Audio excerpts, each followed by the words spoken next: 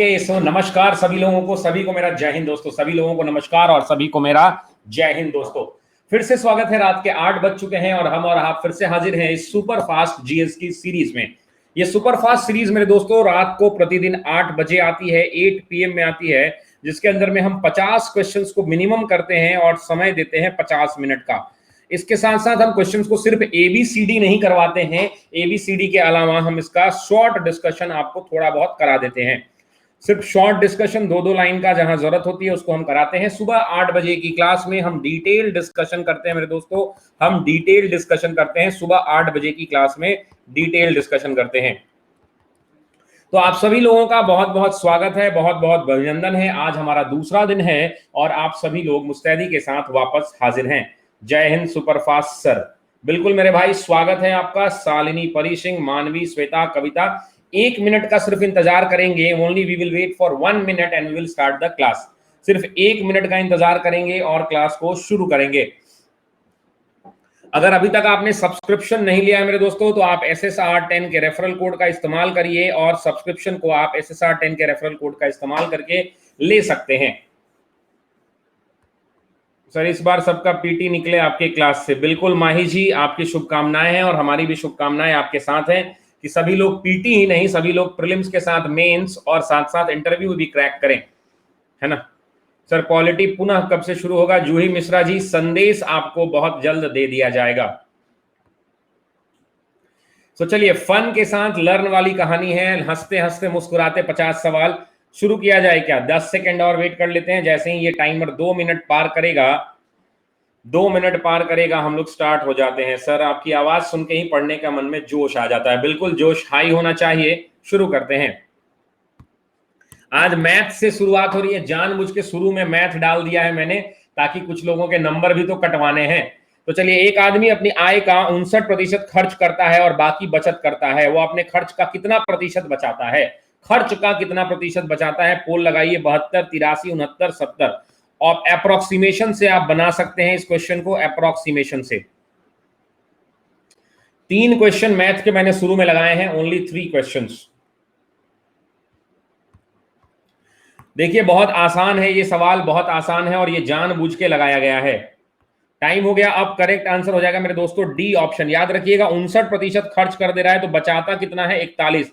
41 बटा 59 गुना 100 करोगे, लगभग ये नीचे में 6 है, तो 6 सत्ते 42, मतलब 70 से थोड़ा कम, यानी ये ऑप्शन हो जाएगा डी ऑप्शन। ठीक है, नेक्स्ट क्वेश्चन ले लेते हैं कि यदि किसी विशिष्ट भाषा में काउट को 1 2 5 6 7 8 लिखा गया है और हेन को 740 लिखा गया है, 740, तो टाउट को क्या लिखा जाएगा? तो टी यहां से ले लो, टी है यानी 9 से शुरू होगा। ऑप्शन एक बार चेक कर लो, ऑप्शन क्या होगा। कहानी खत्म करेंगे। बहुत इजी क्वेश्चन है, इसके बाद कोई और क्वेश्चन मैं इसका नहीं कराऊंगा।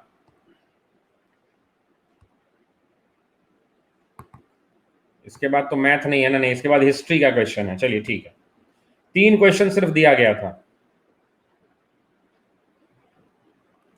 टाइम हो गया। आप करेक्ट आंसर सी देखिए, इस तरह के प्रश्न में ना यहाँ पे टी चाहिए आपको, तो टी यहाँ पे 9, टी अंत में है। ए चाहिए तो ए यहाँ दूसरे नंबर पे यानी 2, तो 9 2, यानी ये कैंसिल, ये कैंसिल। देखिए 9 2 के बाद 5 है, 5 है, 6 है, 7 9, यानी लास्ट वाला वर्ड देखना है। वापस से टी है, टी का मतलब लाइन है, इसलिए करेक्ट आंसर हो जाएगा सी ऑप्शन। नेक्स्ट, गुप्त काल के दौरान आधिकारिक भाषा, गुप्त काल के दौरान ऑफिशियल भाषा कौन सी थी? पाली, प्राकृत, मगधी, संस्कृत। पोल लगाएंगे सभी लोग, 1 2 3। गुप्त टाइम पीरियड के दौरान, गुप्ता काल के यानी गुप्ता ये पीरियड के दौरान बोला जा रहा है कि कौन सी भाषा जो है प्रमुख भाषा थी, आधिकारिक भाषा थी। कुश कुमार का आंसर सबसे पहले आया है, बहुत बढ़िया मेरे भाई। देखिए इस टाइम पीरियड के दौरान संस्कृत मेरे दोस्तों, संस्कृत जो है आधिकारिक भाषा यानी ऑफिशियल भाषा हुआ करती थी। इसलिए मैं कह रहा हूं क्योंकि बहुत सारे साहित्य आप देखोगे, बहुत सारे साहित्य जो लिखे गए हैं वो संस्कृत भाषा में भी लिखे गए हैं। और जितने भी संस्कृत के विद्वान हुए हैं मेरे दोस्तों, संस्कृत के जितने भी विद्वान लोग पैदा हुए हैं, विद्वानों ने बहुत सारे भारतीय इतिहास के अंदर में जानी मानी हस्तियों का जन्म इसी टाइम पीरियड में हुआ है जो संस्कृत भाषा से ताल्लुक रखते थे। अंबाला किन उद्योगों के लिए प्रसिद्ध है? 63वीं बीपीएससी का क्वेश्चन है। अंबाला, अंबाला किसके लिए फेमस है? 63rd बीपीएससी का ये क्वेश्चन है मेरे दोस्तों। वैज्ञानिक वस्तुओं के लिए, सूती वस्त्र के लिए, डेयरी के लिए, सिल्क के लिए। पोल लगाइएगा 1 2 3। पूजा ने अभी अभी सब्सक्रिप्शन लिया है। पूजा वेलकम टू प्लस। पूजा ने अभी अभी SSR 10 के रेफरल कोड का इस्तेमाल किया है। पूजा जी आपका बहुत बहुत स्वागत है। बहुत बढ़िया। मुझे पता था कि ये क्वेश्चन जो है मुझे पता था बहुत सारे लोग गलत करेंगे, ये मुझे पता था। करेक्ट आंसर हो जाएगा वैज्ञानिक वस्तु। वैज्ञानिक वस्तुओं का यहाँ पे इसके लिए जाना जाता है अंबाला को। देखिए अंबाला किस लिए जाना जाता है, तो वैज्ञानिक वस्तुओं के उत्पादन के लिए जाना जाता है। किसके लिए? प्रोडक्शन के लिए। भारत के अंदर में जितने भी वैज्ञानिक उपकरण बनते हैं, जैसे छोटा सा ग्लास का टेस्ट ट्यूब याद है, हम लोग एक्सपेरिमेंट करते थे केमिस्ट्री लैब में, ऐसे ऐसे खूब हिलाते थे और ट्रांसपेरेंसी के बाद उधर भी देखते थे, है ना, तिरछी नजरों से उस टेस्ट ट्यूब के पार देखते थे और अपने आप को एक्सपर्ट समझ लेते थे। उस प्रयोगशाला टेस्ट ट्यूब भी यहीं पर बनता है। जितनी भी साइंटिफिक उपकरण होती है, इलेक्ट्रिकल मशीनरी हुआ करती है, परिवहन के उपकरण हुआ करते थे, परिवहन के उपकरण हुआ करते थे, वो सारे मिलते हैं अंबाला के अंदर में। नेक्स्ट, पौधे का निम्नलिखित में से कौन सा भाग भोजन संग्रहित करता है? देखिए कल भी एक था क्वेश्चन, लेकिन वो भी पौधे से ही था। इस बार पूछ रहा है कि कौन सा भाग भोजन को संग्रहित करता है? जड़, तना, पत्ती, फूल। कल ही कराया है, पोल लगाइए 1 2 3। बहुत बढ़िया। थोड़ा फास्ट चलिए मेरे दोस्तों, हम लोग कोशिश करेंगे कि 45 मिनट में इसको डिस्कशन के साथ खत्म कर दें, क्योंकि टाइम इज मनी, टाइम बहुत इंपॉर्टेंट है। तो नॉट आउट हुए सभी लोग, बोल्ड हो गए हैं, कोई बात नहीं, सॉरी इसके लिए मेरे दोस्तों, है ना। वो कौन खुशनसीब लोग हैं? तो सूर्यांश कश्यप, अभिनव आनंद और चांदनी। मेरे दोस्तों करेक्ट आंसर हो जाएगा ई ऑप्शन। ऐसा मैं इसलिए कह रहा हूं कि पौधों में जितने भी दिए गए हैं, जड़, तना, पत्ती, फूल, ये सारे के सारे किसी ना किसी रूप में भोजन का संग्रहण करते हैं। जड़ की अगर आप बात करोगे तो जड़ क्या करता है? मिट्टी से पानी लेता है, मिट्टी से पानी लेता है, मिट्टी से खनिज लेता है। जड़ खनिज का अवशोषण करता है और पौधे के बाकी इलाकों तक इनको पहुंचाता है। और जितने भी और भी पौधे के विकास के लिए प्रकाश संश्लेषण कराना है, तो पता, तना, पत्ती, फूल, ये सब कुछ न कुछ भोजन का अधिग्रहण करते हैं। तो करेक्ट आंसर हो जाएगा ई ऑप्शन। एक्स रे, देखिए ये बहुत फेमस क्वेश्चन है, पूछा हुआ सवाल है कि एक्स किरणों का सबसे पहले खोज किसने की थी? हेनरिक डैम ने, मैरिड एंडरसन ने, विल्हेम रॉन्टजन ने, चेस्टर कार्लसन ने। तो बहुत इजी ऑप्शन है, 1 2 3 एक बार में पकड़ में आ जाएगा। थोड़ा सा ध्यान लगाइए। एक्स रे किरण की बात करते हैं, पेशे से जर्मनी के रहने वाले थे मेरे दोस्तों, इनके बारे में आपको पता होगा, ये पेशे से जर्मनी के रहने वाले थे। श्वेता वर्मा जी आ गई हैं, बहुत ज्यादा स्माइली दे रही हैं श्वेता सुमन तुमको, है ना। चलिए तो करेक्ट आंसर मेरे दोस्तों हो जाएगा, खुला खुला आंखों में आंसू आ गया, कोई बात नहीं, खुला आंखों में आंसू आ गया, अच्छा खाता खुला, कोई बात नहीं। तो करेक्ट आंसर हो जाएगा सी, विल्हेम रॉन्टजन। देखिए इनके बारे में आप जान लीजिए, बेसिकली ये जर्मनी के रहने वाले थे मेरे दोस्तों। पेशे से ये मैकेनिकल इंजीनियर थे, पेके से क्या थे? ये मैकेनिकल इंजीनियर हुआ करते थे, और साथ ही साथ ये फिजिक्स के वैज्ञानिक हुआ करते थे, जिसको हम क्या कहते हैं? भौतिक वैज्ञानिक कहते हैं। क्या कहते हैं हिंदी में? भौतिक वैज्ञानिक हुआ करते थे, भौतिक वैज्ञानिक।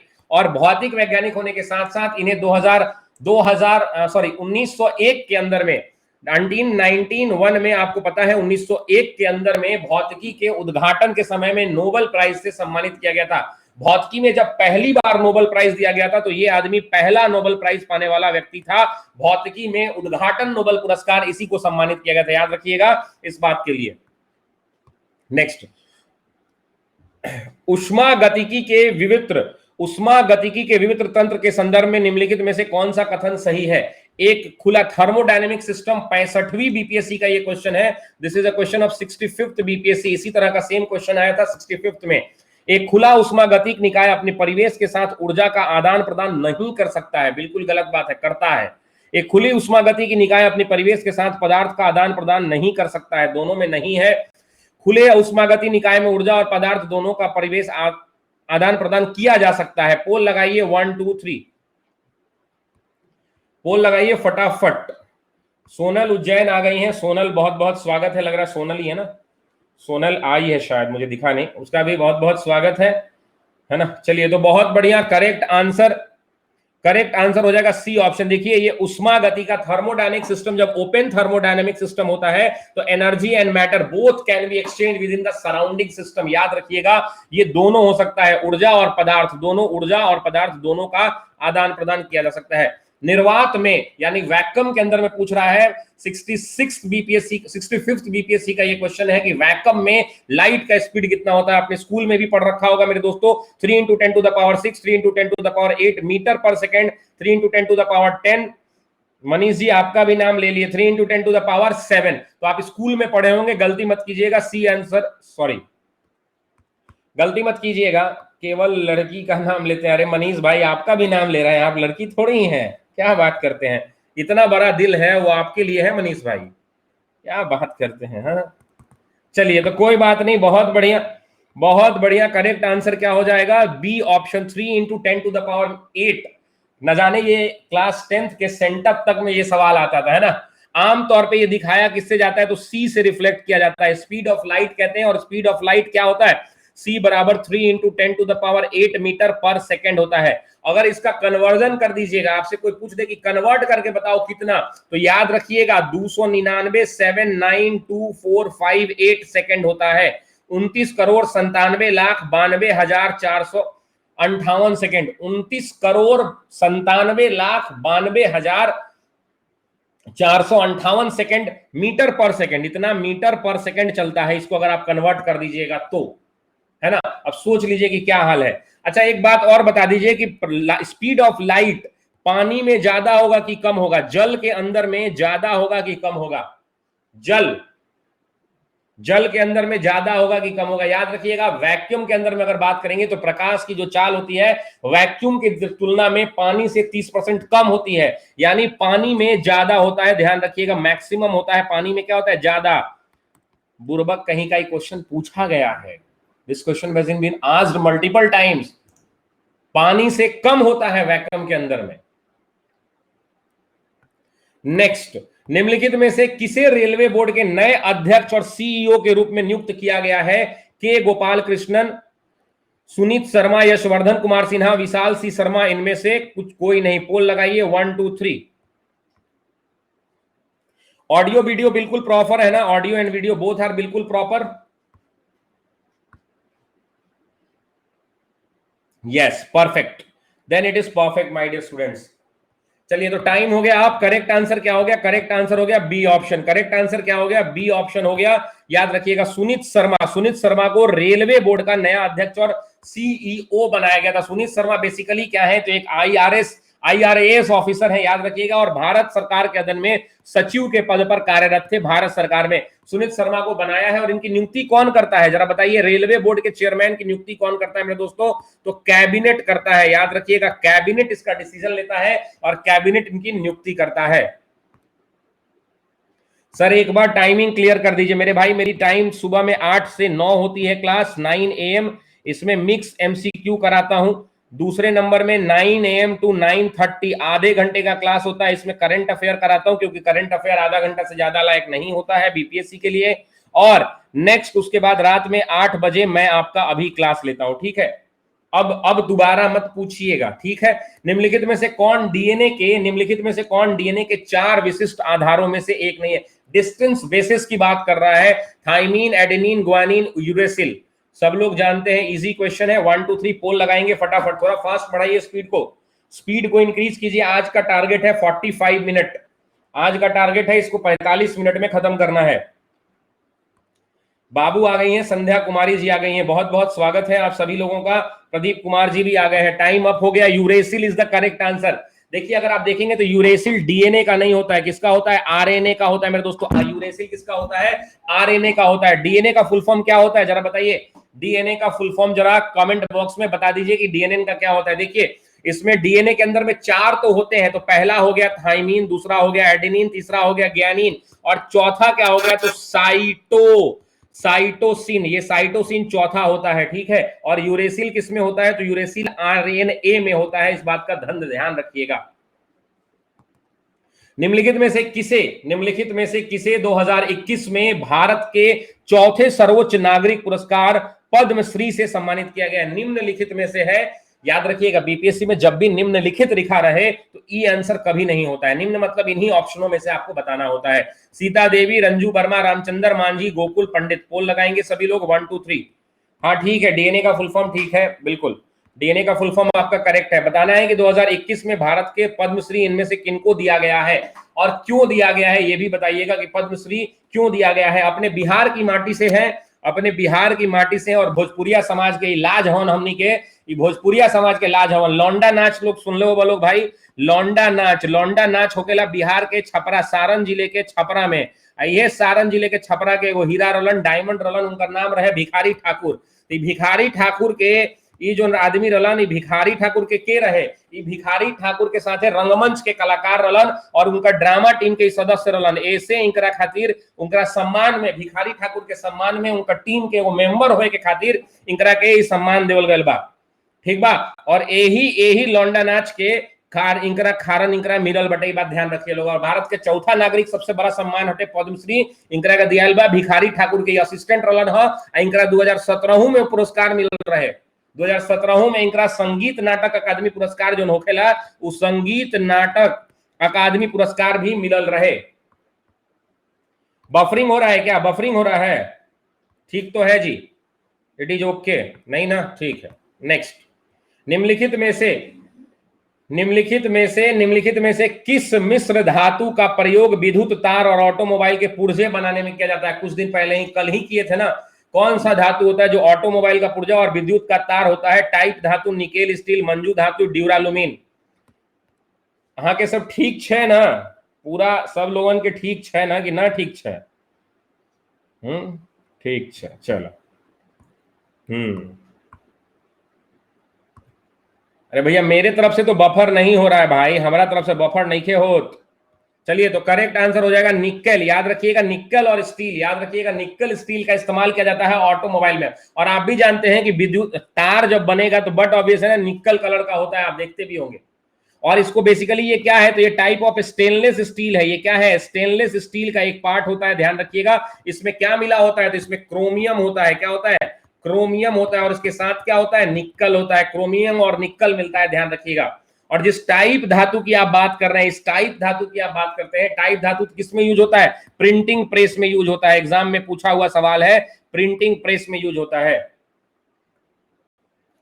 भाई हमारे तरफ से बफर नहीं हो रहा है, आप अपने एंड से चेक कीजिए। बफरिंग नहीं खे होता हमारा तरफ से, तो लोग अपना तरफ से देखा लो कि तारा लोग में कहीं इंटरनेट कमजोर तो नहीं खे। सीसीटीवी निगरानी में दुनिया के किस शहर ने टॉप किया है? आपको बताना है कि कौन सा ऐसा शहर है जो सीसीटीवी में टॉप किया है पूरी दुनिया के अंदर में।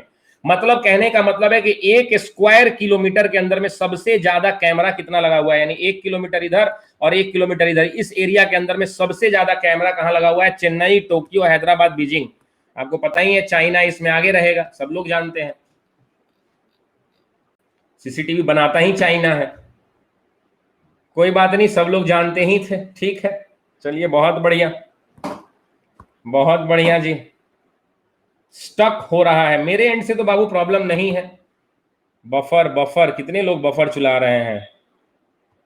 करेक्ट आंसर है ए ऑप्शन, चेन्नई। चेक कीजिए तो जरा, चेन्नई जो है करेक्ट आंसर है। याद रखिएगा, चेन्नई दुनिया में सीसीटीवी सर्विलांस के अंदर में चेन्नई ने पूरी दुनिया भर में टॉप किया है। ऐसा बताया गया है कि 657 कैमरे 1 स्क्वायर किलोमीटर के अंदर में लगे हुए हैं। आप सोच लीजिए कि कितना है, और दुनिया में नंबर 1 है। और हैदराबाद इसमें नंबर 2 पे आता है, सेकंड पोजीशन पे पूरी दुनिया के अंदर में हैदराबाद आता है, जिसमें 1 स्क्वायर किलोमीटर के अंदर में 480 कैमरा लगा हुआ है, 480 कैमरा। और तीसरे नंबर पर कौन आता है? तो याद रखिएगा, एकमात्र शहर है लंदन। लंदन आता है तीसरे नंबर पे। लंदन बताइए, हमनियों से कम रख ले है बुर्बक कहीं का। लंदन में मेन है ना कि चोरी चमारी नहीं होता। यहाँ आप साइकिल खड़ा किए, उधर उसको ले गए कि चलो गोलगप्पा तुमको खिलाते हैं, तब तक मालूम चला साइकिल आपका कोई और लेके चल गया। उसके बाद गोलगप्पा खिलाने ले गए, साइकिल गया। अब क्या कर सकते हैं? किस मृदा को रेगूर मृदा के रूप में भी जाना जाता है? रेगूर मृदा, रेगूर मिट्टी आप सुने होंगे, किसको कहा जाता है? जलोढ़ मृदा को, लैटराइट को, शुष्क को, काली मृदा को। काली मृदा को 1 2 3 जी फैजा खान जी 24/7 हमारे साथ ही रहते हैं, साये की तरह चलते हैं एकदम, है ना।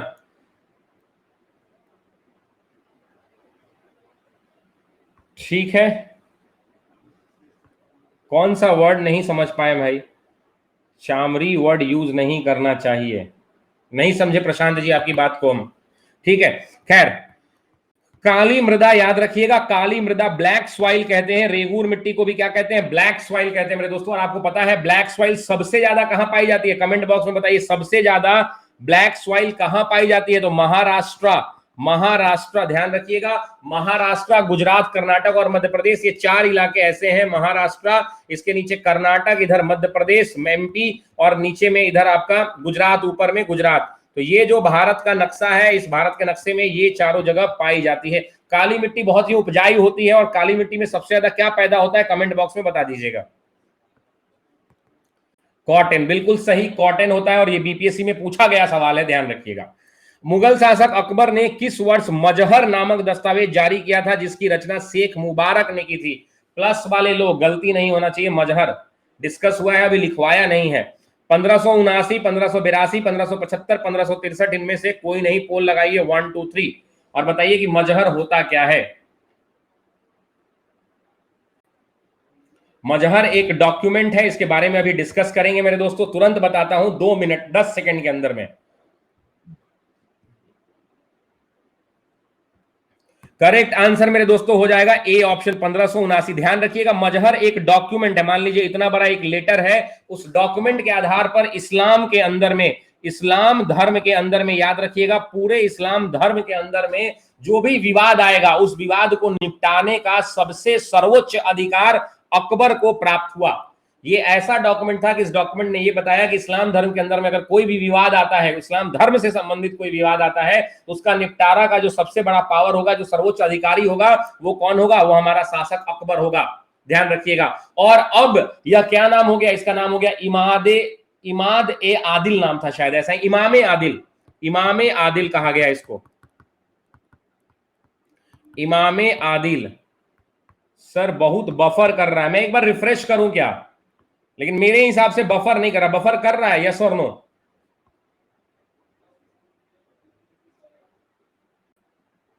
आप लोग का इंटरनेट स्लो हो गया होगा। खैर, मजहर ये जो डॉक्यूमेंट है, इस मजहर के अंदर में याद रखिएगा, अकबर को एक और नाम से जाना जाता है। एग्जाम में सवाल पूछा गया है जिसका मतलब होता है खलीफा। खलीफा के नाम से इसी मजहर में कहा गया। एक्चुअली खलीफा नहीं कहा गया था, कहा उनको गया था अमीर उल मोमिनी। क्या कहा गया था? अमीर उल मोमिनी। याद रखिएगा, अमीर उल मोमिनी कहा गया था। इस बात का ध्यान रखिएगा, इसका मतलब खलीफा होता है। खैर, 1582 क्यों जाना जाता है? क्योंकि 1582 में इसने दीन इलाही नया धर्म बनाया था, जिसका नाम था दीन इलाही। इसने सभी धर्मों का जो बेस्ट पार्ट था उसको निकाल लिया था। ठीक है, भाईचारा का संदेश, धर्मनिरपेक्षता का संदेश इसने दिया था, और इसने अपने आप को एक धर्मनिरपेक्ष शासक में डिस्कस किया था। सर वीडियो के बाद भी ऑडियो आ रहा है, ऑडियो वीडियो टाइमिंग में प्रॉब्लम हो रहा है क्या? ऑडियो वीडियो में इशू है, मिसमैच कर रहा है?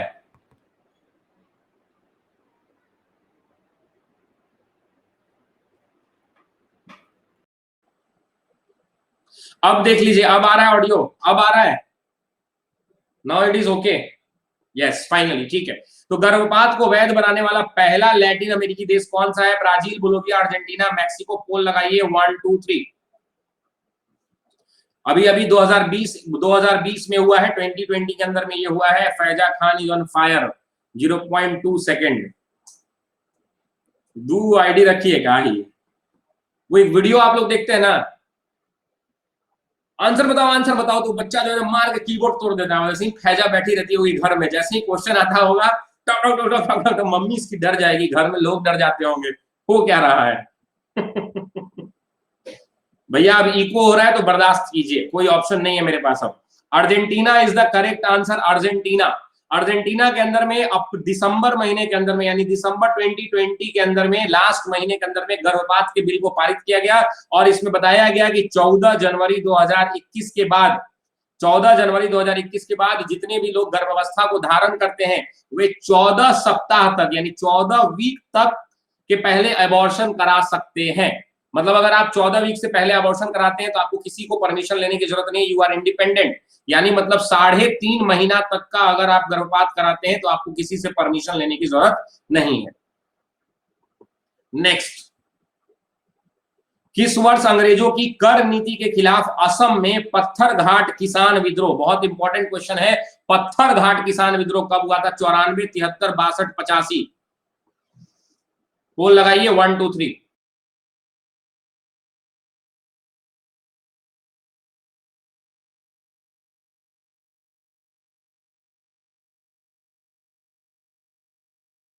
चलिए, तो बहुत बढ़िया। नेक्स्ट क्वेश्चन करेक्ट आंसर हो गया ए ऑप्शन। याद थोड़ा समझ लीजिए ये पत्थर घाट किसान विद्रोह क्या है, अगर आपको पता है तो ठीक है। बेसिकली 1894 के खिलाफ आसाम के अंदर में अंग्रेजों के खिलाफ ये विद्रोह हुआ था, और अंग्रेजों का जो कर नीति था, जो टैक्स कर नीति हुआ करता था, जो टैक्स पॉलिसी हुआ करता था, उसके खिलाफ में था। बेसिकली हुआ क्या था कि 28 जनवरी 1894 को अंग्रेजों ने क्या किया, अंग्रेजों ने राजस्व में वृद्धि कर दिया।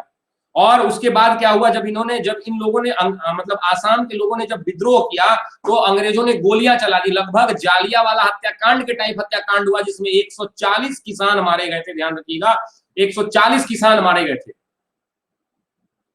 और याद रखिएगा, इस पत्थर घाट को आसाम का जालियांवाग कहा जाता है। अगर आज के बाद एग्जाम में सवाल पूछ दे, ये क्वेश्चन मैं भी नोट कर लेता हूं, मैं भी कभी पूछ लूंगा आपसे कि आसाम का जालियांवाग किसको कहते हैं, तो याद रखिएगा पत्थर घाट किसान विद्रोह को आसाम का जालियांवाग नाम से जाना जाता है, जालियांवाला बाग। नेक्स्ट, सूरी राजा डैश को हुमायूं ने अपने साम्राज्य को फिर से हासिल करने के लिए हराया था। याद करिए, जब 15 साल के बाद वो लौटा था बदला लेने के लिए। प्लस वाले लोग गलत नहीं होना चाहिए, तो मैंने आपको कॉपी में लिखवाया है कि 15 साल के निर्वासन के बाद 1540 से लेकर 1555 तक, जब वहां से वो लौटा हुमायूं पगला के, अकबर उसका बेटा बड़ा हो रहा था, तो उसने हराया था महमूद सूरी, शेरशाह सूरी, आदिल शाह सूरी, बहलोल सूरी।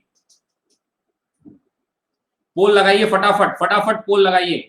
राजनंदिनी, इतना लेट आ रही हो तुम? कोई बात नहीं भाई, आज थोड़ा लेट हो रहा है, थोड़ा फास्ट निकालिए। टाइम हो गया आप, अच्छा टाइम को घटा के 10 सेकंड कर दूं या 7 से 8 सेकंड कर दूं? पोल टाइम को घटा दूं 7 से 8 सेकंड? चलिए ठीक है, तो करेक्ट टाइम आंसर हो जाएगा आदिल शाह सूरी। मेरे दोस्तों याद रखिएगा, आदिल शाह सूरी को 1555 में सरहिंद के अंदर में ये लड़ाई हुई थी, और सरहिंद में जब लड़ाई हुई तो सरहिंद की लड़ाई में हुमायूं ने इसे पटकनी दी थी, हराया था। और इसी के साथ सूरी वंश का अंत हो गया था मेरे दोस्तों, और वापस से मुगलिया झंडा फिर से लहराने लगा था, और दिल्ली पर मुगल राजवंश की फिर से शासन सत्ता स्थापित हो गई थी। हुमायूं को याद होगा 1540 के अंदर में शेरे खां के साथ युद्ध हुआ था, और शेरे खां ने उस युद्ध में पराजित किया था। उसके बाद हुमायूं मेंटल हो गया था, फिर ईरान, इराक होते हुए, गुजरात होते हुए वो कहां चला गया, तो ईरान चला गया। वहां 15 साल प्रैक्टिस किया, फिर अपने भाई कामरान को युद्ध में पटकनी दी। वहीं पर कामरान से काबुल और कंधार को कामरान से छीना, और छीनने के बाद वापस भारत लौटा, और भारत में सरहिंद के अंदर में युद्ध हुआ 1555 ईस्वी के अंदर में। उसमें इसने आदिल शाह सूरी को पराजित किया। भारत में तिनकठिया की व्यवस्था किससे संबंधित थी? तिनकठिया कौन नहीं जानता है? तिनकठिया का मतलब क्या होता है? नील की खेती, बंधुआ मजदूरी, जमींदार जाति व्यवस्था। पोल लगाइए 1 2 3 1 2 3। बिहार में तिनकठिया की व्यवस्था किससे संबंधित थी? गलत नहीं होना चाहिए मेरे दोस्तों, करेक्ट आंसर। बहुत बढ़िया, तो करेक्ट आंसर हो जाएगा नील की खेती। देखिए, तिनकठिया का नाम भी सुनते हैं तो तीन कठिया मतलब कट्ठा में तीसरा भाग, यानी 3/20 एरिया। इस पर नील उगाना था। इस पर किसकी खेती करनी थी? नील मतलब क्या? अफीम वाला पार्ट होता था। याद रखिएगा, नील मतलब क्या? अफीम वाला पार्ट होता था ना जी। और याद रखिएगा, इस तिनकठिया से पहले शायद आपने पढ़ा होगा, अगर आपने बीएल ग्रोवर की किताब पढ़ी होगी, तो ग्रोवर सर ने अपनी किताब में पंचकठिया का भी चर्चा किया है। क्या चर्चा किया है? पंचकठिया। 3 कठिया से पहले पंचकठिया प्रणाली हुआ था, यानी क्या कि 1 बीघा में 5 कट्ठा यानी 5/20 जमीन पर क्या करना होता था? नील उगाना करता था। लेकिन जो वहां के स्थानीय आंदोलनकारी थे, जैसे शेख गुलाब, हरवंश सहाय, पीर मोहम्मद मुंशी, संत रावत, तो ये सब जो लोग थे, इन लोगों ने पंचकठिया के खिलाफ आंदोलन कर दिया। तो इसके बाद पंचकठिया से ये घट के तिनकठिया हो गया, और तब जाकर ये व्यवस्था तिनकठिया व्यवस्था हुई, जिसको आप 5 के बदले 3 कर दिया गया। राजकुमार शुक्ला याद होगा आपको, राजकुमार शुक्ला गए थे अधिवेशन में, मुलाकात किया, और मुलाकात करने के बाद राजकुमार शुक्ला के साथ एक और व्यक्ति गए थे, नाम था रामलाल शाह। रामलाल शाह भी इनके साथ गए थे, और महात्मा गांधी को चंपारण ले आए। लाने किसी और को गए थे, ले आए गांधी जी को। जरा कमेंट करके बताइए कि किसको लाने गए थे? लखनऊ अधिवेशन में किसको बुलाने गए थे? निम्न में से संथाल विद्रोह कब हुआ था? डिस्कशन ज्यादा हो रहा है ना, डिस्कशन ज्यादा हो रहा है ना, कम कर दूं ना? डिस्कशन कम कर दें। निम्न में से संथाल विद्रोह कब हुआ था? संथाल विद्रोह कब हुआ था? 31, 32, 44, 46, 51, 52, 55, 56। बोल लगाइए, संथाल विद्रोह आपको पता है बीपीएससी का फेवरेट क्वेश्चन मेंस के अंदर में ना जाने कितनी बार पूछा गया, संथाल, पहले मुंडा पूछा जाता था और अब संथाल लगातार पूछा जाता है मेरे दोस्तों। करेक्ट आंसर हो जाएगा डी ऑप्शन, डी ऑप्शन हो जाएगा संथाल। आप जानते हैं भागलपुर की भूमि से शुरू हुआ था सिद्धू और कान्हू, आपको याद होगा सिद्धू मुर्मू इसका पूरा नाम था, सिद्धू मुर्मू और इसके साथ कान्हू मुर्मू, ये दोनों भाई हुआ करते थे और दोनों भाई ने आंदोलन किया। भागलपुर के राजमहल के इलाकों से ये आंदोलन की शुरुआत होती है अंग्रेजों के दमनकारी नीतियों के खिलाफ, लेकिन अंग्रेज बड़े चालाक होते हैं, अंत में अंततः इनका दमन कर देते हैं। मुख्यमंत्री, ये बिहार का क्वेश्चन है, बिहार स्पेशल का ये क्वेश्चन है, बनाइएगा आराम से। मुख्यमंत्री हरित कृषि संयंत्र योजना का उद्देश्य क्या है? सूखा या बाढ़ के कारण प्रभावित फसलों के खिलाफ सब्सिडी प्रदान करना, किसानों को नाम मात्र के किराए में सुविधा पर कृषि यंत्र उपलब्ध कराना, न्यूनतम निर्वाह आय सुनिश्चित करना, बिजली पर बोझ कम करने के लिए सौर पैनल देना। पोल लगाइए 1 2 3। आप सभी लोगों को मैं बताना चाहता हूं कि क्लास की जो टाइम है वो है 8 बजे, 8 बजे शाम को क्लास शुरू हो जाती है। टाइम अब बहुत सारे लोगों का आंसर गलत हो गया, बिहार स्पेशल है, याद रखिएगा, है ना। बिहार के अंदर में मेरे दोस्तों कृषि को बढ़ावा देने के लिए, कृषि को फायदे में लाने के लिए, किसानों की आय को बढ़ाने के लिए, इन सब चीजों के लिए कृषि उत्पादन के लिए मतलब कृषि यंत्र को खरीदने के लिए बैंकों से सुविधा आरंभ कराई जा रही है ताकि कृषकों का उत्पादन बढ़े। और इसका उद्देश्य क्या है? उद्देश्य बड़ा सिंपल है कि किसानों के लिए जो कृषि उपकरण है उसको सस्ते दरों पर और आसानी से उपलब्ध कराया जा सके। अमृता सिंह जी, अभी पॉलिटी का क्लास नहीं होगा। डीएनए के संदर्भ में निम्नलिखित में से कौन सा कथन गलत है? डीएनए के संदर्भ में पूछ रहा है कौन सा कथन गलत है? डीएनए अपने स्वयं का प्रतिरूपण अर्थात स्व यानी सेल्फ रिप्लिकेट करता है, बात तो सही है। यह कोशिका के कोशिका द्रव्य में पाया जाता है, साइटोप्लाज्म नहीं। यह अनुवांशिक सूचना के संरचना में क्रियाशील होता है। डीएनए द्विखंडीय अणु है, उपरोक्त में से कोई नहीं। पोल लगाइए 1 2 3, थोड़ा फटाफट लगाइएगा।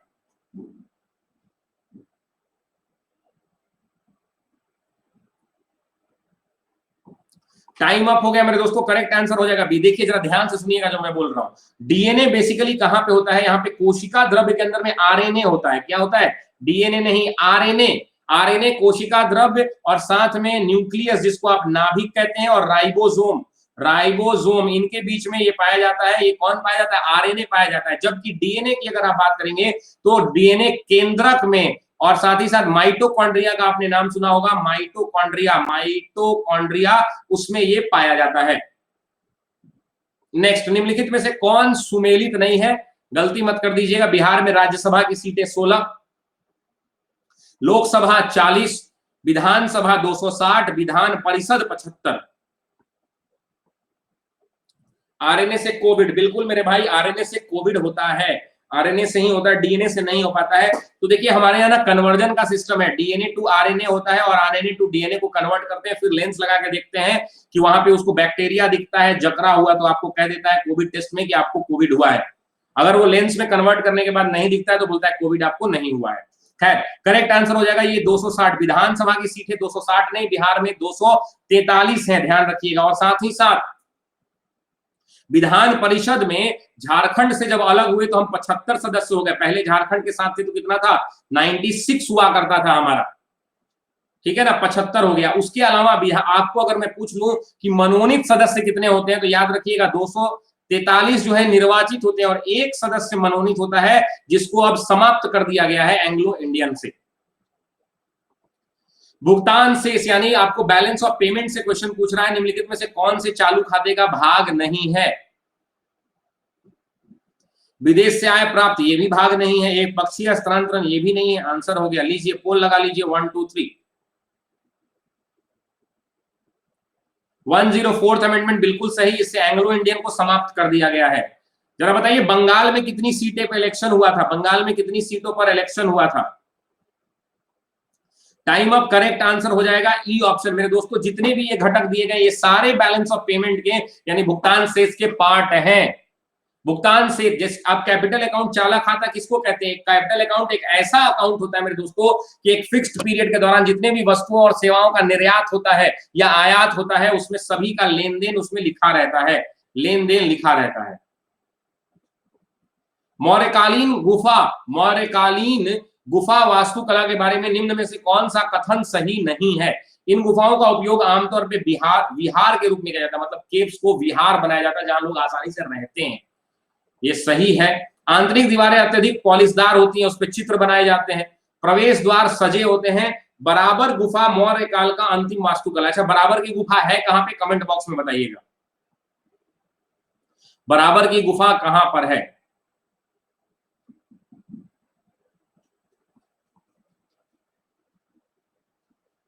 बिल्कुल बिहार के अंदर में है। गया से पहले पड़ता है, जहानाबाद और गया के बीच में है ना, जहानाबाद और गया के बीच में पड़ता है। करेक्ट आंसर हो जाएगा डी ऑप्शन।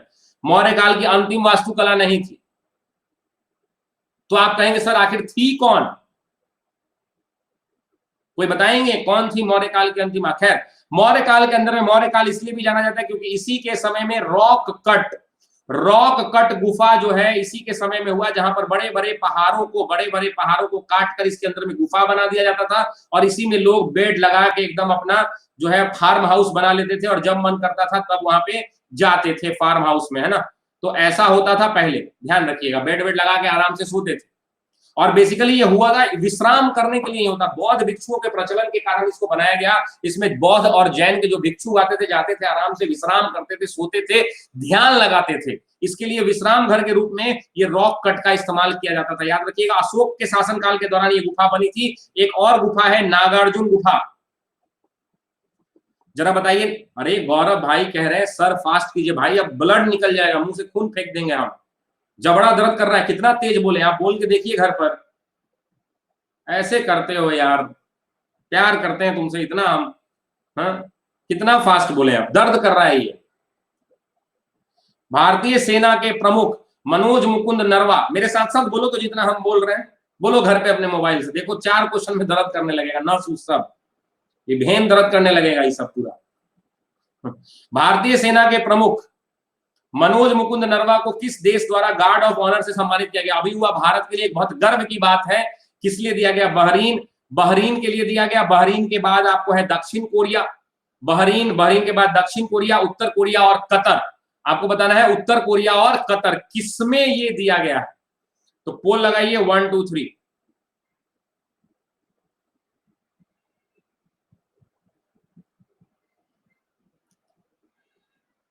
भाई आप जाके चेक कीजिए एक बार कि 1 घंटे के अंदर में 50 क्वेश्चन को, वो भी पूरा डिस्कशन के साथ, कभी आप नहीं मिलेगा आपको जल्दी वीडियो मेरे भाई। अगर डिस्कशन कराना रहता है ना, लोग 15 से 20 मैक्सिमम हो पाते हैं, बहुत मुश्किल होता है 50 क्वेश्चन यार, समझिए। मेरा भी, हम भी आदमी है ना, और भी डिस्कशन के साथ 50 ABCD नहीं हो पाते हैं जल्दी। करेक्ट आंसर है दक्षिण कोरिया, याद रखिएगा। करेक्ट आंसर क्या हो जाएगा? दक्षिण कोरिया। भारत के सेना के प्रमुख हैं अपने मनोज मुकुंद नरवाने, आपको पता है इनको गार्ड ऑफ ऑनर दिया है किसने? दक्षिण कोरिया ने। दक्षिण कोरिया का सेना का मुख्यालय है ग्यायोंग में, ग्यायोंग के अंदर में सेना का मुख्यालय है, यहीं पर इनको गार्ड ऑफ ऑनर दिया गया है। इसलिए दिया गया है क्योंकि अभी ये दक्षिण कोरिया गए थे दौरे पर, और वहां पर गए थे, और 2015 से भारत और दक्षिण कोरिया के संबंध बहुत अच्छे हैं। अच्छा, ये क्वेश्चन छूट गया था ना, एक क्वेश्चन छूट गया था। नेक्स्ट, भारतीय राष्ट्रीय कांग्रेस ने रॉलेट अधिनियम का विरोध क्यों किया था? भाई रॉलेट अधिनियम का विरोध क्यों किया था? क्योंकि इसका उद्देश्य था भारतीय राष्ट्रीय कांग्रेस पर प्रतिबंध लगाना, सांप्रदायिक प्रतिमंडल का विस्तार करना, व्यक्तिगत स्वतंत्रता को सीमित करना, राष्ट्रीय नेताओं पर देशद्रोही का आरोप लगाकर उन्हें कैद करना। पोल लगाइए 1 2 3।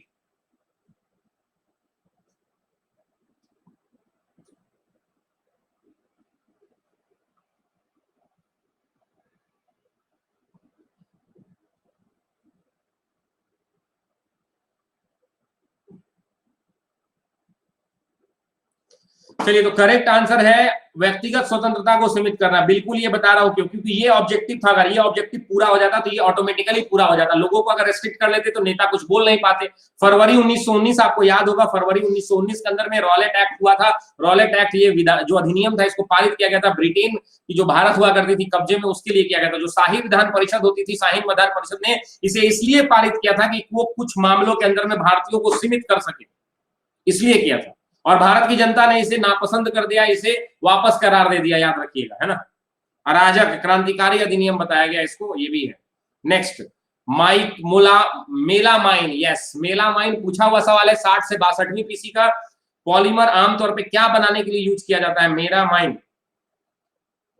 पैकेजिंग साम्राज्य, कैरी बैग, बॉटलें, नॉन स्टिक किचन के बर्तन, मिट्टी के बर्तन, पाइप, रोधन, इनमें से कोई नहीं। बहुत आसान। 1 2 3 थोड़ा पोल लगाइए फटाफट, एक बार जरा लाइक करिए तो 2-4 हजार लाइक मारिए तो दबा के एकदम टनाटन। जोश डाउन नहीं होना चाहिए, जोश डाउन नहीं होना चाहिए, एकदम 1 घंटा का सेशन, एकदम पावर पैक सेशन होना चाहिए। Time up. करेक्ट आंसर हो जाएगा सी ऑप्शन, बी नहीं होगा मेरे भाई। मिट्टी के बर्तन, ये जो मेलमाइन है, मेलामाइन पॉलीमर है, बेसिकली इसको क्रॉकरी, मिट्टी का जो क्रॉकरी होता है वो क्रॉकरी बनाने के लिए उपयोग में किया जाता है। बेसिकली ये क्या है? तो ये एक कार्बोनिक है, ऐसा कार्बोनिक है मेरे दोस्तों जिसमें नाइट्रोजन भी होता है, नाइट्रोजन के साथ मिला हुआ होता है, याद रखिएगा। इसमें जो खाना पकाने वाला बर्तन, जो चंपारण मीट होता है ना, उसमें कोटिंग किया जाता है। जो चंपारण मीट रेस्टोरेंट वगैरह में देखते हैं ना, हांडी में बनता है, तो अंदर से इसको कोटिंग किया जाता है। क्यों किया जाता है? क्योंकि आग को, गर्मी को ये टाने नहीं, हीट खुद में हीट नहीं, है ना। चीनी मिट्टी की तरह, बिल्कुल। भगत सिंह के द्वारा, भगत सिंह के द्वारा निम्नलिखित में से, भगत सिंह द्वारा लिखित निम्नलिखित किताबों में से कौन है? कौन भगत सिंह ने लिखा है? आजादी की खुशबू, में नास्तिक क्यों हूं, स्वतंत्रता के शब्द, एक राष्ट्र के विचार, जेल, नोटबुक और अन्य। पोल लगाइए 1 2 3। और एक बात और, भगत सिंह की ये किताब ना जल्दी मत पढ़िएगा, ये किताब पढ़िएगा तो दिमाग घूम जाता है। मैंने पढ़ा है 3-4 पन्ना, 4 पन्ना के बाद ना लगा कि अब भैया ये क्या है, मतलब ऐसे ही ये किताब लेजेंड नहीं है। पीडीएफ इसका अवेलेबल है, आप देखिएगा पढ़ के, 4 से 5 पेज पढ़िएगा, हालत खराब हो जाएगा, है ना। मुझे भी किसी ने बताया था, एक विवेक करके हमारे एजुकेटर है, उन्होंने बताया था मेरे ऑफलाइन में, ठीक है।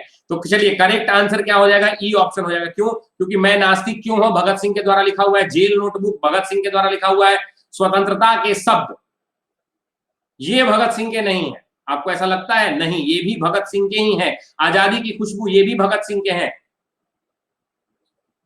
तो चारों के चारों भगत सिंह के, इसलिए आंसर हो जाएगा ई, ठीक है। और अब समझिए, इसके अलावा भगत सिंह ने भी किताबें लिखी है, इसके अलावा भी है। भगत सिंह के बहुत सारे कार्य ऐसे हैं, बहुत सारी किताबें हैं, ठीक है।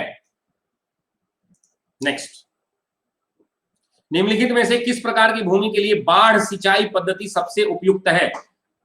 अच्छा, रेफरल, अच्छा 1 साल का फी कितना लगता है? जिन्होंने सब्सक्रिप्शन नहीं लिया जरा बताइए, तो 1 साल का डिस्काउंट के बाद, SSR 10 के बाद कितना फी लगता है? हैजा, तुम तो ले चुकी हो ना।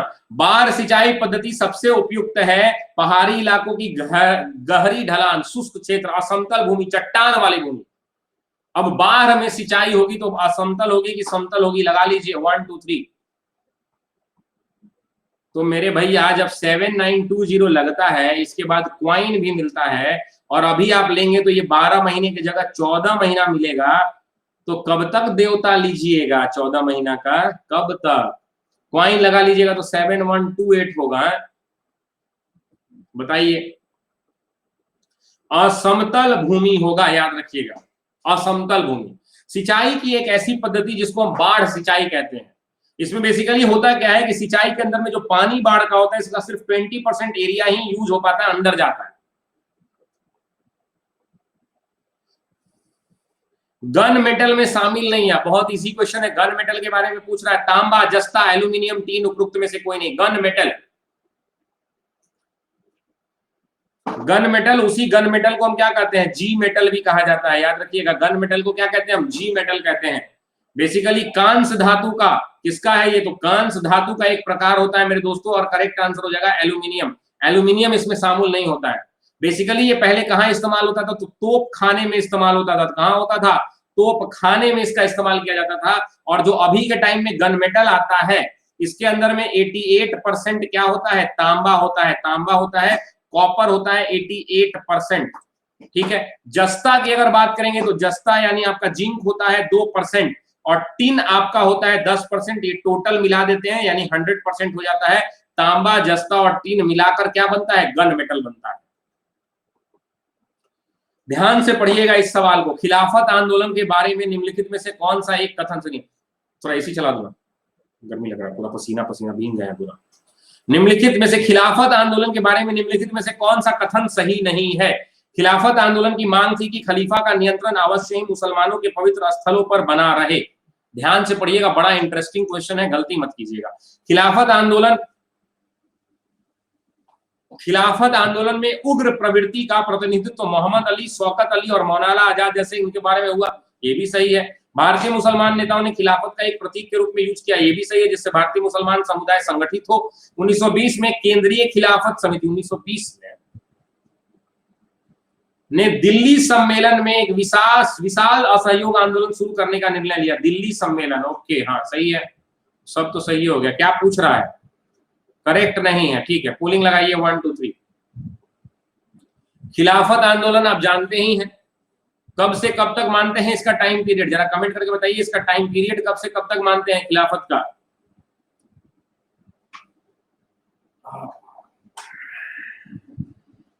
चलिए, तो कोई बात नहीं, धोखे तो होते रहते हैं, कभी अपने देते हैं, कभी बेगाने देते हैं। करेक्ट आंसर हो जाएगा डी ऑप्शन, करेक्ट आंसर हो जाएगा डी ऑप्शन। बिल्कुल मेरे भाई, 24 तक मत ले जाइए, 1919 से 22 तक रखिए। 1919 से लेकर 22 तक ये मान के चलिए खिलाफत आंदोलन जो है पूरे एक तरह से समझ लीजिए कि एक इस्लामी आंदोलन था, और ये ब्रिटिश जो सरकार थी उसको इंप्रेस करने के लिए, उसको प्रभावित करने के लिए मुसलमानों के द्वारा किया गया था। ये एक राजनीतिक विरोध का अभियान हुआ करता था, ध्यान रखिएगा। और भारत के विभाजन का ये एक मूल कारण भी बना था। ये भी गलत आंसर बताते हैं। कौन सा आंसर गलत है विक्रम जी, जरा बताइए। What is the issue with you Vikram, कौन सा आंसर गलत है बताइए। अब क्लास आगे उसी के बाद बढ़ेगा जब आप बोल दीजिएगा, क्लास नहीं बढ़ेगा आगे। अब now tell me which answer is incorrect, कौन सा आंसर गलत है? बाकी लोग कमेंट रोक दीजिएगा प्लीज। नहीं, आपने बोला है ना गलत आंसर बताते हैं, कौन सा आंसर बाबू गलत है जरा बताइए, कौन सा आंसर गलत है बताइए।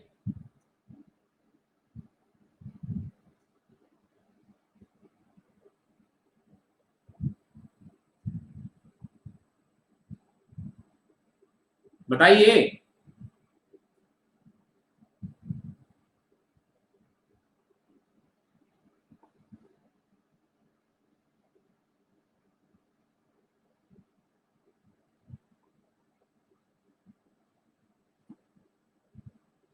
चलिए, तो करेक्ट आंसर हो जाएगा डी ऑप्शन मेरे भाई, डी ऑप्शन। केंद्रीय खिलाफत में दिल्ली में सम्मेलन नहीं हुआ, ये जो आंदोलन का सम्मेलन कहां हुआ था? लंदन, याद रखिएगा, कहां हुआ था? लंदन में हुआ था। ये सम्मेलन कहां हुआ था? लंदन के अंदर में हुआ था, लंदन में हुआ था, ध्यान रखिएगा, लंदन में। और फरवरी 1920 के अंदर में हुआ था, याद रखिएगा, 1920। अच्छा, ये खिलाफत आंदोलन की शुरुआत में नेता कौन थे? मोहम्मद अली, शौकत अली, अली ब्रदर्स और मौलाना आजाद जैसे नेताओं ने इसकी शुरुआत की थी।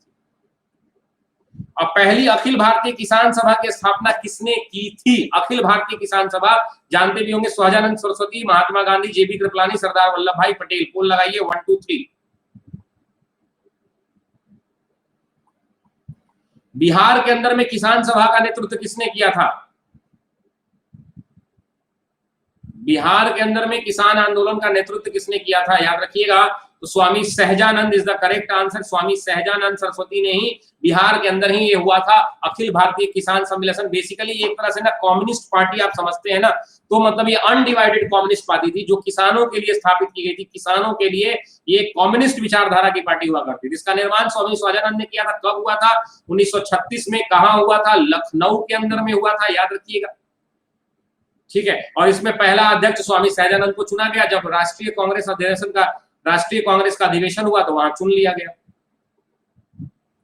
ब्रिटेन के नाइटहुड पुरस्कार से किसे सम्मानित किया गया है?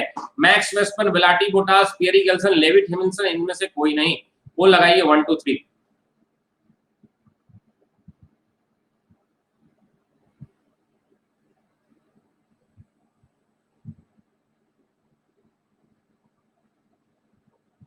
तो करंट अफेयर तो रहेगा ना, 2-4 करंट अफेयर बीच बीच में रहना चाहिए ना। ये एक तरह से तो मैं बीपीएससी के लिए ही करा रहा हूं ना, तो बीच में तो 2-4 से क्या दिक्कत? आप कहिएगा तो हटा देंगे, 2-4 में अगर दिक्कत है तो हटा देंगे। लुइस हैमिल्टन को किया गया है नाइटहुड से, कब दिया गया है? 2021 के अंदर में पुरस्कार मिला है। लुइस हैमिल्टन को यूनाइटेड किंगडम के अंदर में 2021 के अंदर में न्यू ईयर ऑनर्स सूची में एक नाइटहुड की सम्मान से सम्मानित किया गया है 2019 में। इसके पहले किसको मिला था? आप पढ़ते होंगे अपने टाइम का, माइकल शुमाकर। पहले सिर्फ यही जीतते थे। बंद कर दो ना एसी, ठंडा लग रहा है। Michael Schumacher, Michael Schumacher championship में इनको इसके पहले मिल चुका था, इनके रिकॉर्ड का इन्होंने बराबरी किया है और इसी के कारण लुईस हैमिल्टन को ये दिया गया है। नेक्स्ट, वैदिक युग की अवधि क्या है? वैदिक एज कब से कब तक है? वैदिक 1400 से 750, 2500 से 1500, 1500 से 600, 2050 से 500। पोल लगाइए 1 2 3।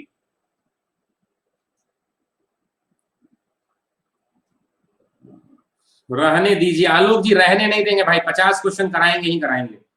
कल से हो सकता है थोड़ा डिस्कशन कम कर दें, हम सोचे थे कि नहीं कराएंगे डिस्कशन, लेकिन कभी कभी लगता है ना कि 1-2 लाइन बता दे, मान लीजिए किसी को कुछ थोड़ा बहुत नहीं पता भी होगा तो फायदा हो जाएगा, है ना। तो करेक्ट आंसर हो जाएगा सी ऑप्शन, 1500 ईसा पूर्व से, यानी 1500 बीसी से लेकर के 600 बीसी तक, 600 बीसी तक है ये टाइम पीरियड। वैदिक युग भारत में ये शुरू होता है, ध्यान रखिएगा, भारत के अंदर में ये है। वैदिक युग की प्राचीन संध्या को क्या कहा जाता है? एक और कहा जाता है वीरोचित, वीरोचित युग कहा जाता है। निम्न में से किस पर्वत श्रृंखला, निम्न में से किस पर्वत श्रृंखला में सबसे अधिक ग्लेशियर स्थित है? हिमालय पर्वत नहीं मेरे भाई गौरव जी, क्या बात कर दिया आप। आपके लिए लीजिए, इतना बड़ा दिल बना देता हूं और इस दिल के अंदर में इतना बड़ा लीजिए दिल, और इस दिल के अंदर में गौरव लिख देता हूं, ठीक है। ये मेरा दिल है और इसके अंदर आप रहते हैं, आप हो गए, विक्रम हो गए, हम नहीं गुस्साते हैं मेरे भाई। क्रोध मनुष्य को आता है, विवेक बुद्धि मर जाता है, तो हम लोग विवेक ही बांट रहे हैं ना, बिल्कुल टेंशन मत लीजिए आप, है ना, बिल्कुल नहीं। तो हिमालय पर्वत श्रृंखला, काराकोरम, पूर्वी पर्वत धौलाधर। पोलिंग लगाइए 1 2 3। नहीं सभी लोग इसी में है, मोना तुम इस कोना में हो, विक्रम इस कोना में है, ये सिद्धांत इधर है, सब लोग इसी में है एकदम। सुनील दत्त, कविता सैनी, सब लोग इसी में समाये हुए हैं एकदम सब। इसमें अभी भी बहुत जगह है, 1-2 लाख आदमी और अट सकता है इसमें, ठीक है, 1-आध लाख आदमी अभी और अट सकता है, आप चिंता मत कीजिए, ठीक है। तो करेक्ट आंसर हो जाएगा काराकोरम, है ना, काराकोरम पर्वत श्रृंखला। देखिए सबसे अधिक ग्लेशियर यहीं पर है, काराकोरम में। आप कहेंगे काराकोरम है कहां? तो अगर आप देखिए काराकोरम रेंज की अगर आप बात करते हैं तो सियाचिन ग्लेशियर का नाम सुना है? सियाचिन भारत का है सियाचिन ग्लेशियर। द बियाफो का नाम सुना है? बियाफो का, बियाफो ग्लेशियर दुनिया का, सियाचिन दुनिया का दूसरा सबसे बड़ा ग्लेशियर है, जबकि बियाफो तीसरा सबसे बड़ा ग्लेशियर है। और ये दोनों के दोनों इसी काराकोरम पर्वत श्रृंखला में है। मतलब अगर ये भारत का नक्शा है तो आपको पता है कि ये जो है काराकोरम का एरिया। पीर पंजाल पर्वत श्रृंखला, जो पीर पंजाल है उसके उत्तर और पश्चिम के अंदर में, यानी इस तरफ में ध्यान रखिएगा, उत्तर पश्चिम के इलाके में स्थित है और हिमालय के दक्षिण वाले भाग में इसको बताया जाता है ना। अच्छा, तो सबसे बड़ा दुनिया का ग्लेशियर कौन है? दुनिया का सबसे बड़ा ग्लेशियर कौन है? बिहार में निम्न में से कौन सी जनजाति पाई जाती है? बिहार में निम्न में से कौन सी जनजाति पाई होती है? असुर, खोंड, सिद्धि, पटेला।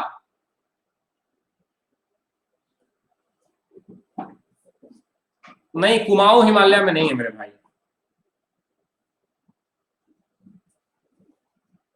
ठीक है।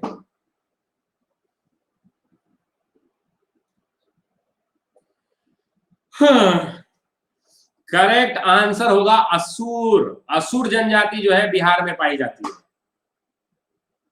उसके अलावा बहुत सी और जनती हैं, जैसे नागसिया, नागसिया, खोंड है, भैना है, भैना, भैना छत्तीसगढ़ में है, भट्टर है, भट्टर छत्तीसगढ़ में पाई जाती है, मवासी छत्तीसगढ़ में पाई जाती है ना। बीर जनजाति है, बीर, ये भी छत्तीसगढ़ में पाई जाती है।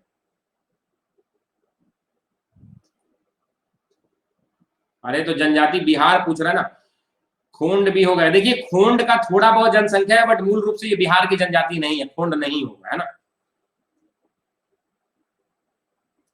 बिहार का सबसे अधिक जनसंख्या वाला जिला कौन है? ये गलत नहीं होना चाहिए, सबसे अधिक जनसंख्या पूर्वी चंपारण, गया, मधुबनी, मुजफ्फरपुर, इनमें से कोई नहीं। फटाफट पोलिंग लगाइए 1 2 3। मैं लोग नहीं असुर, देखिए मैं लोग नहीं असुर को पता नहीं क्या है। चलिए तो बहुत बढ़िया, बहुत सारे लोग बहुत देर के बाद ऑल आउट हुए हैं, ठीक है। तो करेक्ट आंसर हो जाएगा ई ऑप्शन, करेक्ट आंसर हो जाएगा पटना। याद रखिएगा सबसे ज्यादा जनसंख्या किसकी है? पटना की है। पटना के अंदर में कितने लोग रहते हैं? तो लगभग लगभग 58 से 59 लाख लोग पटना में रहते हैं। इसके बाद नंबर 2 पे आता है पूर्वी चंपारण, नंबर 3 पे आता है मुजफ्फरपुर, नंबर 4 पे आता है मधुबनी। इस बात का ध्यान रखिएगा, 1 2 3 तो आपको पता ही होना चाहिए। अगर बिहार के जनसंख्या घनत्व की बात करें तो कितना है? जनसंख्या घनत्व 1102 लोग रहते हैं पर स्क्वायर किलोमीटर में, याद रखिएगा। और सबसे ज्यादा जनसंख्या घनत्व यहीं का है राज्य में, और यूनियन टेरिटरी के अंदर में दिल्ली का जनसंख्या घनत्व सबसे ज्यादा है। निम्नलिखित में से किसने माई गंगा माई गंगा माई डॉल्फिन अभियान की शुरुआत की है? माई गंगा माई डॉल्फिन ने। भारतीय वन्यजीव संस्थान, वन विभाग, राष्ट्रीय स्वच्छ गंगा मिशन, उत्तर प्रदेश एक सेकंड, इसको बिहार सरकार कर लीजिए, चाहे रहने दीजिए, ना बिहार कर ही लीजिए, कर दिए तो कर लीजिए, बिहार सरकार। डॉल्फिन सबसे ज्यादा कहां पाया जाता है? बुर्बक हंसता है। डॉल्फिन सबसे ज्यादा कहां पाया जाता है? गंगेयन डॉल्फिन होता है ना। हाँ विक्रम भाई, मैं समझ गए, आप बोलना ये चाहते थे कि सर आप आंसर जो है गलत बता देते हैं और वही वाला हम लोग सुन के टिक कर देते हैं, तो हम लोग का भी गलत हो जाता है। तो वो सब तो ट्रिक है ना भाई, ये सब तो ट्रिक है फंसाने का। अभी जैसे मैंने फंसाया बिहार सरकार, देखे ना, करेक्ट आंसर हो गया है ई ऑप्शन, ए और बी दोनों होगा, ए और बी। भारतीय वन्यजीव संस्थान और वन विभाग, ये दोनों मिलके इन्होंने ही शुरू किया है माई गंगा माई डॉल्फिन कैंपेन। और बेसिकली ये टूरिज्म को बढ़ावा देने के लिए किया गया है, ध्यान रखिएगा, टूरिज्म को बढ़ावा देने के लिए 5 अक्टूबर को इसकी शुरुआत की गई है। क्यों? क्योंकि 5 अक्टूबर को मेरे दोस्तों डॉल्फिन दिवस मनाया जाता है। डॉल्फिन दिवस मनाया जाता है। पूछ सकता है कि डॉल्फिन दिवस कब मनाया जाता है? तो गांधी जी के हैप्पी बर्थडे के 3 दिन बाद, यानी डॉल्फिन दिवस 5 अक्टूबर को मनाया जाता है। ठीक है। 51वां भारतीय अंतरराष्ट्रीय फिल्म महोत्सव। अब बताइए कि फिल्म महोत्सव भारत में हमेशा ही होता है भैया, भारतीय नाम में है तो अच्छा बुर्बक बनाता है ऑप्शन देके। बांग्लादेश, श्रीलंका, भारत, मालदीव। 51वां गोवा में होता है, आपको पता है ना। चलिए बहुत बढ़िया।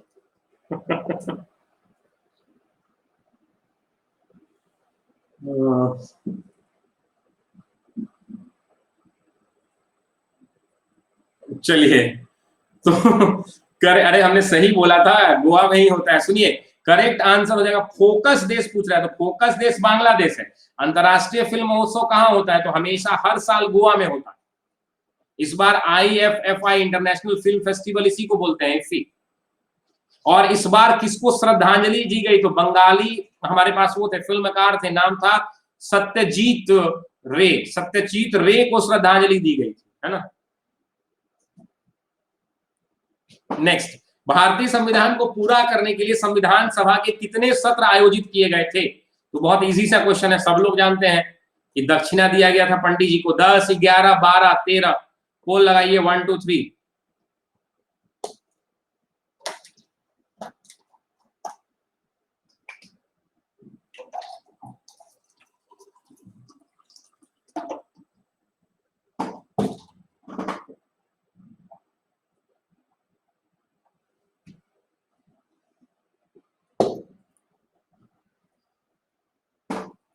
तो करेक्ट आंसर होगा 11। आयोजित 11 किए गए थे, 12वें में इसको पास कर दिया गया था, याद रखिएगा।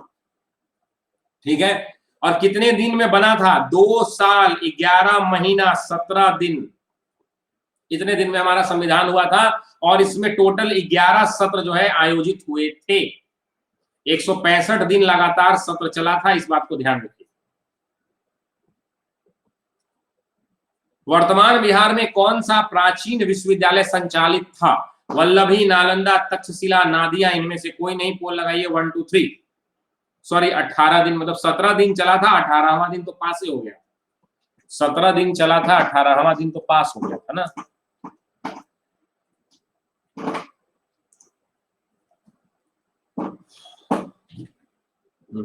चलिए, नालंदा, आपको पता है नालंदा विश्वविद्यालय की स्थापना बिहार के अंदर में हुई थी। नालंदा जिले के अंदर में कब हुई थी? तो 5वीं शताब्दी ईसा पूर्व के अंदर में हुई थी। और लगभग लगभग लगभग मतलब बौद्ध धर्म का सबसे मतलब हाईएस्ट संस्था इसको माना जाता था।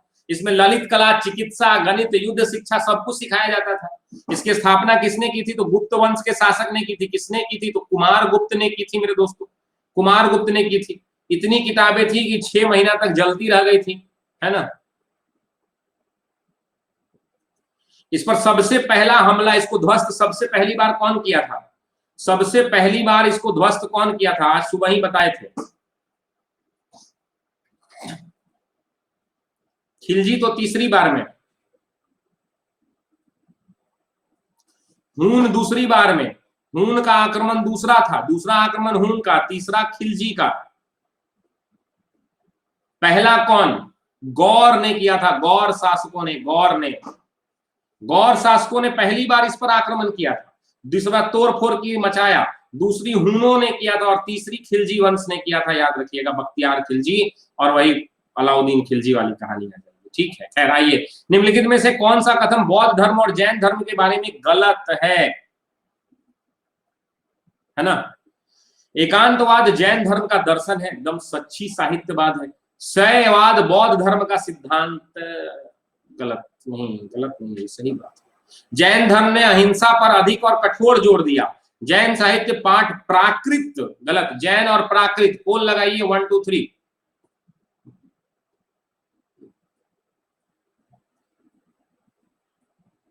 नहीं पता हमको भी कि स्यायवाद का मतलब क्या होता है। राजा राम मिश्रा जी बताना है क्या कि स्यायवाद का मतलब क्या होता है? चलिए, तो टाइम अप हो गया, करेक्ट आंसर हो गया बी ऑप्शन। देखिए, स्यायवाद का मतलब क्या होता है? स्यायवाद का मतलब होता है सापेक्षतावाद। इसको हिंदी में कहते हैं सापेक्षतावाद। मतलब क्या? ये जैन दर्शन का है, बौद्ध का नहीं है। ये किसका है? जैन दर्शन का सिद्धांत है। इसमें क्या होता है? इसमें ये बताया जाता है कि जैन दर्शन के अंतर्गत किसी भी वस्तु के गुण को समझने के लिए, गुण को परखने के लिए, गुण को मतलब बताने के लिए किसी से कंपैरिजन करना पड़ेगा, मतलब सापेक्ष रूप से बताना पड़ेगा। जैसे फॉर एग्जांपल हम बोलेंगे कि कासिफ साहब जो है बहुत सुंदर है, बहुत स्मार्ट है मुस्तकमीन आलम के मुकाबले, तो मुस्तकमीन के मुकाबले कासिफ स्मार्ट है। मतलब हमने इनका सापेक्ष विवरण किया, इनके गुण को समझाया, तो इसका मतलब ये होता है। खैर, ये एक एग्जाम्पल के थ्रू मैंने आपको समझाया। ज्ञान आपको पता होना चाहिए कि जैन धर्म कहता है कि ज्ञान कभी भी निरपेक्ष नहीं होता है। ज्ञान कभी भी निरपेक्ष नहीं होता है, हमेशा सापेक्ष होता है। ध्यान रखिएगा, सापेक्ष होता है। बिहार के निम्नलिखित जिलों में से कौन सा जिला नेपाल और उत्तर प्रदेश के साथ, नेपाल और उत्तर प्रदेश, किशनगंज, पूर्वी चंपारण, पश्चिमी चंपारण, गोपालगंज। थोड़ा फास्ट कीजिए, 5 क्वेश्चन और बचा हुआ है। 5 क्वेश्चन और 5 मिनट लगेंगे, है ना। क्लास की टाइम बता दिया मैंने, सुबह में 8 AM में जीएस का क्वेश्चन होता है फुल डिस्कशन के साथ। 9 AM से लेकर 9:30 करंट अफेयर होता है। इसको अटेंड किया कीजिए, बहुत फायदा होगा। यकीन मानिए, अभी से अगर आप आदत बना लेंगे ना, रोज आधा घंटा, कोई ज्यादा मैं टाइम नहीं लेता हूं, मैं इस बात को बखूबी समझता हूं कि आपके लिए समय बहुत कीमती है। और याद रखिएगा, मैंने बताया है कि अगर आप 6 घंटा डेली सेल्फ स्टडी नहीं करते हैं तो आप अपने आप को परेशान कर रहे हैं। 3 घंटा एमसीक्यूज देखिए, स्पेशल क्लास या जो भी करना है, और 3 घंटे में थ्योरी खुद से पढ़िए, सेल्फ स्टडी। ध्यान रखिएगा, ये कीजिए। करेक्ट आंसर हो जाएगा पश्चिमी चंपारण का जिला। कौन नहीं जानता है? बिहार। ये हमारा बिहार है, ये बिहार है, और इस बिहार के बीचों बीच गंगा गुजरती है। गंगा की लंबाई कितनी है? 445, और यहां पर है पश्चिमी चंपारण। बगहा जानते हैं ना? 5 ब्लॉक, बगहा, रामनगर, गौनाहा, मैनाटांड, सिकटा, ये 5 वो जो ये जिला है, 5 वो जिला है, वहीं से जुड़ता है। बगले में वहां से आपको यूपी पड़ता है, नेपाल पड़ता है। नेपाल जाना होगा तो नेपाल में नवनपरासी, चितवन, परसा, ये सब अपनी सीमा को साझा करता है ना। ध्यान रखिए, निम्नलिखित में से किसने एयर कंडीशनर की, एसी जो घर में आप चलाते हैं ना, एसी की खोज किसने की थी? विलियम स्कार्ड ने, विल्स कैरियर ने, स्टुअर्ट ब्लैकटन ने, ओपेनहाइमर ने। मेरे घर से 1 घंटा नेपाल, तो नेपाल अभी मत जाना, नहीं तो कोरोना फैला हुआ है, पुलिस बड़ी मार मार रहा है रोड पे अभी, है ना। चलिए, बहुत बढ़िया। Time up. करेक्ट आंसर हो जाएगा विल्स कैरियर। मेरे दोस्तों याद रखिएगा, विल्स कैरियर 1902 के अंदर में, 1902 के अंदर में एसी बना के ऐसा एक सिस्टम तैयार किया। बेसिकली एसी बनाया गया था उद्योग के लिए, क्योंकि औद्योगिक क्रांति चल रही थी उस समय और उद्योग का जो शुरुआत हुआ था उसमें मशीनों को ठंडा करने के लिए एसी चाहिए था, इसके लिए इसको किया गया था। ठीक है ना, ध्यान रखिएगा, विल्स कैरियर। और बेसिकली ये बना कुछ और रहे थे, लेकिन संयोगवश एसी बन गया, है ना। बना कुछ और रहे थे, बेसिकली ह्यूमिडिटी बहुत ज्यादा होती थी ना, तो ह्यूमिडिटी को कंट्रोल करने का मशीन बना रहे थे, तो गलती से एसी बन गया। निम्नलिखित में से कौन प्राथमिक घाटे, जिसको आप प्राइमरी डेफिसिट कहते हैं, प्राइमरी डेफिसिट सर्वश्रेष्ठ प्रतिनिधित्व करता है? सबसे ज्यादा प्राइमरी, कुल व्यय माइनस राजस्व प्राप्तियां प्लस नहीं, राजकोषीय घाटा माइनस ब्याज भुगतान, fiscal deficit minus interest payment, revenue expenditure minus revenue deficit. देखे थे यूट्यूब पे, अजहर जी यूट्यूब पर देखे थे आप? एक्सीडेंटली एसी बना था, जो लोग देखे होंगे, नहीं देखे होंगे जाकर देख लीजिए। टाइम अप मेरे दोस्तों। राजकोषीय घाटा में से ब्याज भुगतान को घटाएंगे तो हो जाएगा। विनाश आनंद की क्लास तो चल ही रहा है ना, आप पहले प्लस तो खरीदिए। SSR 10 का रेफरल कोड आप यूज नहीं करते हैं, बताइए कब कीजिएगा? आंख कब से तरस गई कि अविनाश आनंद जी मेरे आएंगे प्लस में और मन लगाकर पढ़ेंगे। भारत का पहला इथेनॉल संयंत्र स्थापित किया जाएगा, अभी स्थापित हुआ नहीं है, किया जाएगा पहली बार भारत में। अभी 3-4 दिन 10 दिन पहले, 1 महीना पहले आपने पढ़ा होगा कि ये हुआ है, एग्रीमेंट साइन हुआ है। गुजरात, उत्तर प्रदेश, हिमाचल, छत्तीसगढ़। अच्छा, पुलिस का कह रहे हैं राजा राम मिश्रा जी, कोई बात नहीं, टाइम हो गया। आप करेक्ट आंसर है छत्तीसगढ़। याद रखिएगा, पीपीपी मॉडल पे बन रहा है, पब्लिक प्राइवेट पार्टनरशिप मॉडल पे बन रहा है। छत्तीसगढ़ ने MOU साइन किया है। MOU, भारत का पहला इथेनॉल संयंत्र वहीं लग रहा है। इथेनॉल किस चीज से बनता है जी? गन्ना, आप देखते हैं गांव में गन्ना होता है। नेक्स्ट, बिहार के किस जिले में पूर्व ऐतिहासिक मानव बस्तियों के 2 साक्ष्य पाए गए हैं? मानव बस्तियां पाई गई हैं, भागलपुर, मुंगेर, रोहतास, गया, उपरोक्त में से कोई नहीं। यहाँ पे चिरांद कर लीजिए, क्लियर हो जाएगा। पोल लगाइए 1 2 3।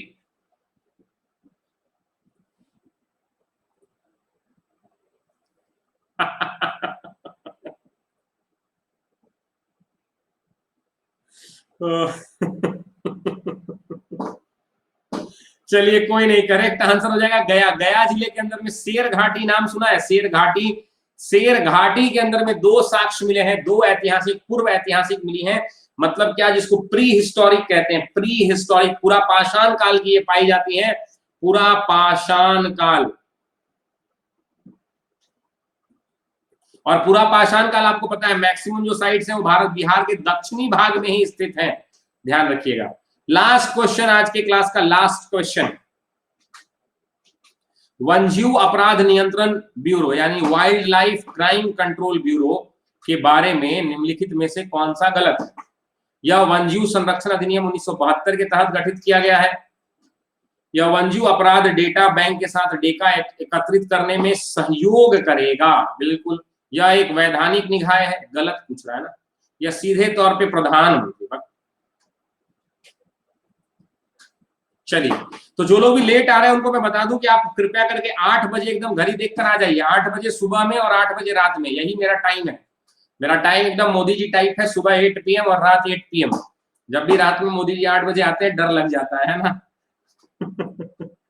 चलिए, तो करेक्ट आंसर हो जाएगा डी ऑप्शन। लीडर बोर्ड देख लीजिए, ये रहा लीडर बोर्ड। और क्लास का फीडबैक जरूर दीजिएगा, क्लास का फीडबैक जरूर दीजिएगा। टॉपर्स को सलाम, कोमल गोस्वामी, ज्योति राय, अभिनय आनंद, मधुर कुमार, अंजलि कुमारी, कुंदन आर्या, साकेत बेतिया, कासिफ साहब, राजन कुमार और सिकंदर कुमार जी। बहुत बढ़िया, बहुत बढ़िया, थैंक यू एवरीवन। कल सुबह 8 बजे मुलाकात होगी, तब तक के लिए अपना ख्याल रखिएगा, हंसते रहिएगा, मुस्कुराते रहिएगा। और आज रात में घर जाकर हड़प्पा सिविलाइजेशन को जरूर पढ़िएगा। होमवर्क है आपके लिए, प्लीज जाइए और हड़प्पा को पढ़िए। हड़प्पा बहुत इंपॉर्टेंट है, ऐसे ही करके डेली एक टॉपिक आपको मैं बताता जाऊंगा। तो आज रात के लिए हड़प्पा पढ़िए, कल सुबह मिलते हैं। तो कल सुबह का टॉपिक आपको बताऊंगा कि आपको क्या पढ़ना है। धीरे धीरे आप खुद से पढ़ते रहिए, स्टार्ट कीजिए, गिव अ स्टार्ट। कहते हैं ना कि अगर अच्छी शुरुआत हो जाती है तो आधे लक्ष्य को हम पा लेते हैं। तो आप शुरुआत कीजिए BPSC के लिए। आज पहला चैप्टर हड़प्पा सिविलाइजेशन को कंप्लीट कीजिए। Thank you. और क्लास का फीडबैक जरूर दीजिएगा क्लास खत्म होने के बाद। डू गिव द फीडबैक कि आपको क्लास कैसा लगा, नीचे में लिख के जरूर बताइएगा।